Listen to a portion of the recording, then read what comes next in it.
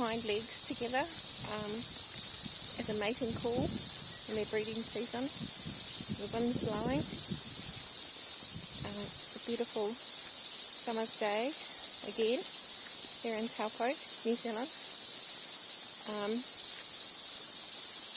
And I'm just going down a steep track at the moment, winding my footing so I don't fall over. Yeah.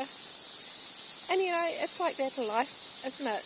We are walking along a track in our life or a path, and we're minding our footing and hoping we don't fall over. And that can happen so easily. I was walking along a concrete path, flat concrete path, brand new, no cracks in it, no chips out of it. It was in perfect order, and I fell over. I didn't trip over my own feet. I didn't trip over anything actually. All I was doing was walking along, and I felt like someone had pushed me from my right side down to my left. And instead of pulling my hands out to stop myself, I put my left hand down and sat on it. Who does that? I sat on my left hand and I crushed the bones. Broke about 5 bones in my hand. And then lay on the ground for a little bit to think, what the heck happened just then? Started crying. Because it was painful, right? Started crying, and then picked myself up. Nobody stopped to help me. Cars going past. Lots of cars going past on the road. It was a bypass road, so it was a major road where I lived.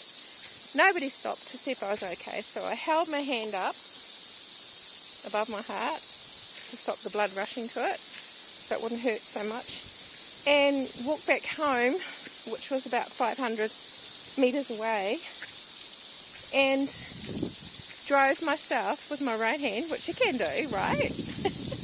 Drove myself with my right hand to the doctors, the local medical centre, and they gave me 2 paracetamols, that's all, and put it in a back slab plaster cast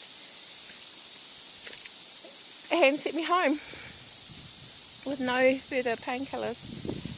So the next day, after no sleep that night, of course, because I was in excruciating pain, ended up going to the hospital the next day. A friend drove me there, and what did they do? They undid the plaster, didn't re-break my hand, but straightened it out, which really hurt. And I had to have Entonox, which is laughing gas, to bear with this pain. And then they gave me a bit more stronger painkillers than paracetamol. So, moral of the story was not really that I broke my hand. It was that the universe stopped me in my tracks and said, you can't go on like this anymore.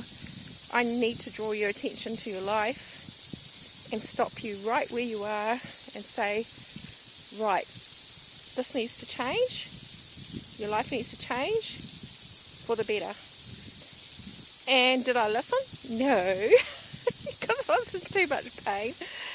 And I had 18 months of hand therapy after that. So did I listen eventually? Yes, I did. And my life did change for the better.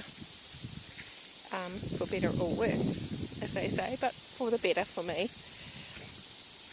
So I led my life by how I felt intuitively to lead my life from then on, and I have not looked back. I'm living my life as I speak in the way that I want to live it. But sometimes the universe throws these little things in your path to trip you up and show you, well, it's time for you to change. Time for you to make changes in your life. for the better of you and your family. And it has been. It really has been. So I'm thankful, so thankful for the universe. I still have a crooked finger that I can't straighten up. I still can't do a complete fist. Not that I really need to do a fist, right? And I can grip with 4 fingers. No, yeah, 4 fingers. I can't grip with the little pinky, but the pinky doesn't do a lot of work really. I've got my main ones to grip the steering wheel of the car in my motorhome. Main one to use for strength, and it's my left hand, it's not my dominant hand anyway, so it's not such a bad thing. I can move the gear stick on my motorhome. That's the most important thing. So yeah, life is a series of learning curves that you throw in, curveballs, but you do transverse them, you do rise above them, and you do succeed. And I have, and it's the most beautiful thing. And I get to walk in beautiful places, travel to beautiful places, and journey in different places in this world.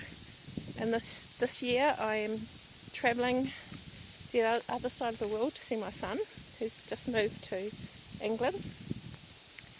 And I'm going to travel there and join up with some like-minded women at a retreat in Glastonbury, and then travel around with 2 of them for a while, and then see what happens after that. I'm going on to Europe in August and September and part of October, and it's going to be epic, absolutely epic. I'm so looking forward to it. So watch this space. Travelling my life by design. 2025 is the year of me. It is my design, my life, how I want to live it. Hey, so you can too. I've had many years of serving other people. Let's just say it's probably 63 years of serving other people. My parents, my family, my in-laws, my ex-husband, my children, my parents again, because then you get the added advantage of looking after them again after they've looked after you when you were growing up.